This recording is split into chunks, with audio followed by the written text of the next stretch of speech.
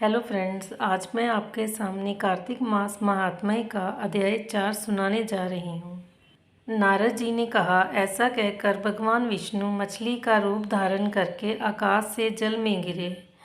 उस समय विंध्याचल पर्वत पर तप कर रहे महर्षि कश्यप अपनी अंजलि में जल लेकर खड़े थे। भगवान उनकी अंजलि में जा गिरे। महर्षि कश्यप ने दया करके उसे अपने कमंडल में रख लिया। मछली को थोड़ा बड़ा होने पर महर्षि कश्यप ने उसे कुएं में डाल दिया। जब वह मछली कुएं में भी ना समा सकी तो उन्होंने उसे तालाब में डाल दिया। जब वह तालाब में भी ना आ सकी तो उन्होंने उसे समुद्र में डाल दिया। वह मछली वहाँ भी बढ़ने लगी। फिर मत्स्य रूपी भगवान विष्णु ने शंखासुर का वध किया और शंखासुर को हाथ में लेकर बद्री वन आ गए। वहाँ उन्होंने संपूर्ण ऋषियों को बुलाकर इस प्रकार आदेश दिया, मुनीश्वरों, तुम जल के भीतर बिखरे हुए वेद मंत्रों की खोज करो और जितनी जल्दी हो सके उन्हें सागर के जल से बाहर ले आओ। तब तक मैं देवताओं के साथ प्रयाग में ठहरता हूँ। तब उन तपोबल संपन्न महर्षियों ने यज्ञ और बीजों सहित संपूर्ण वेद मंत्रों का उद्धार किया। उनमें से जितने मंत्र जिस ऋषि ने उपलब्ध किए वही उन बीज मंत्रों का उस दिन से ऋषि माना जाना लगा। तदनंतर सब ऋषि एकत्रित होकर प्रयाग में गए।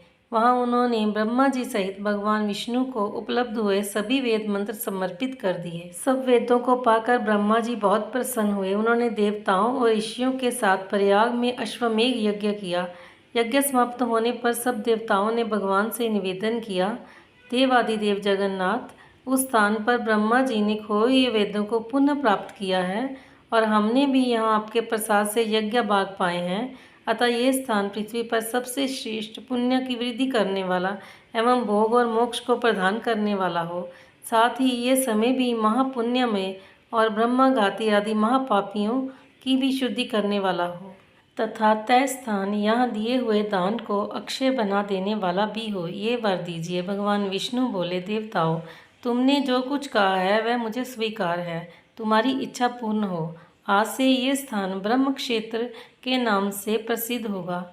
सूर्यवंश में उत्पन्न राजा भागीरथ यहाँ गंगा को लेकर आएंगे और वह यहाँ सूर्य कन्या यमुना से मिलेगी।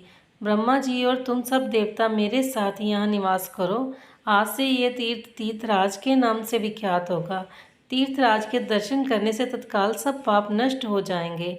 जब सूर्य मकर राशि में स्थित होंगे उस समय यहाँ स्नान करने वाले मनुष्य के सब पापों का ये तीर्थ नाश करेगा। ये काल भी मनुष्यों के लिए सदा महान पुण्य फल देने वाला होगा। माघ में सूर्य के मकर राशि में स्थित होने पर यहाँ स्नान करने से सालोक्य आदि फल प्राप्त होंगे। देवादिदेव भगवान विष्णु देवताओं से ऐसा कहकर ब्रह्मा जी के साथ वहीं अंतर्ध्यान हो गए। तत्पश्चात इंद्रादि देवता भी अपने अंश से प्रयाग में रहते हुए वहां अंतर्ध्यान हो गए। जो मनुष्य कार्तिक में तुलसी जी की जड़ के समीप श्रीहरि का पूजन करता है वह इस लोक में संपूर्ण भोगों का उपभोग करके अंत में वैकुंठ धाम को जाता है। श्री कृष्ण गोविंद हरे मुरारी, हे नाथ नारायण वासुदेवा, हे नाथ नारायण वासुदेवा, हे नाथ नारायण वासुदेवा। बोलो नारायण भगवान की जय।